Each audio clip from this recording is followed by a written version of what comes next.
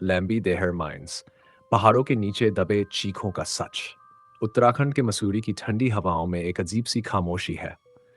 दिन में ये जगह खूबसूरत लगती है, हरे पेड़, पहाड़, धुंध। लेकिन जैसे ही सूरज ढलता है, हवा बदल जाती है। लैम्बी देहर माइंस एक पुरानी चूना पत्थर की खान।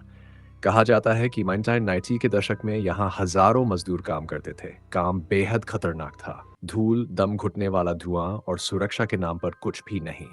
स्थानीय लोगों का दावा है कि कई मजदूर फेफड़ों की बीमारी से मरे और कुछ लोग खदान धंसने से अंदर ही दब गए।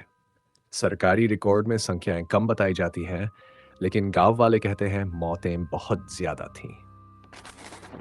कहानी शुरू होती है साल 2022 है। दिल्ली से चार दोस्त आर्व, करण, मीरा और सना मसूरी ट्रिप पर आए।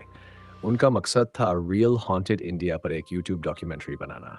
पहले तो सबने हंसकर बात की, भूत प्रेत कुछ नहीं होता। लेकिन होटल के मैनेजर ने धीरे से कहा, लैम्बी देहर रात में मत जाना। आर्व हंस पड़ा, सर हम यहीं तो जाएंगे। रात 9 पीएम चारों अपनी गाड़ी से माइंस की तरफ बढ़े। जंगल का रास्ता सुनसान था। गूगल मैप्स भी सिग्नल खो चुका था। जैसे ही वे माइंस के पास पहुंचे, हवा अचानक ठंडी हो गई। इतनी ठंडी कि सांस लेते ही सीना जलने लगे। मीरा ने कैमरा ऑन किया। हम अभी लैम्बी देहर माइंस के बाहर हैं। अचानक पीछे से पत्थर गिरने की आवाज आई। सबने मुड़कर देखा, कोई नहीं है। वे अंदर गए। टूटी हुई सुरंगें, दीवारों पर सफेद पाउडर जमा था। हर कदम पर जूते की आवाज गूंज रही थी। एक अजीब सी खांसी की आवाज सुनाई दी, सूखी, भारी, जैसे किसी के फेफड़े फट रहे हों। सना ने फुसफुसाकर कहा, तुम लोगों ने सुना? करण बोला, हवा होगी। लेकिन हवा खांसती नहीं। कैमरे की लाइट अचानक टिमटिमाने लगी। मोबाइल नेटवर्क दिनक पूरी तरह गायब। आरव ने मजाक में चिल्लाया, अगर यहां कोई है तो सामने आओ। जैसे ही उसकी आवाज गूंजी, अंदर की सुरंग से एक और आवाज आई, धीमी, टूटी हुई, बचाओ। चारों जम गए। 11 पीएम मीरा ने रिकॉर्डिंग चेक की। कैमरे में साफ आवाज आई थी, हमें बाहर निकालो। लेकिन उस समय किसी ने कुछ नहीं बोला था। तभी उन्हें सुरंग के अंदर हल्की रोशनी दिखी, जैसे किसी ने लालटेन जलाई हो। वे धीरे धीरे आगे बढ़े और जो उन्होंने देखा वो उनके जीवन की सबसे भयानक चीज थी। दीवार के पास सफेद धूल में ढका एक आदमी खड़ा था। उसका चेहरा धुंधला, आंखें खाली और छाती से खून जैसा काला धब्बा। वो खांस रहा था, लेकिन उसके पैर जमीन को छू नहीं रहे थे। पीएम सना चीखी। रोशनी बुझ गई। अंधेरा, पूरी तरह अंधेरा। अब सिर्फ खांसी की आवाज चारों तरफ से।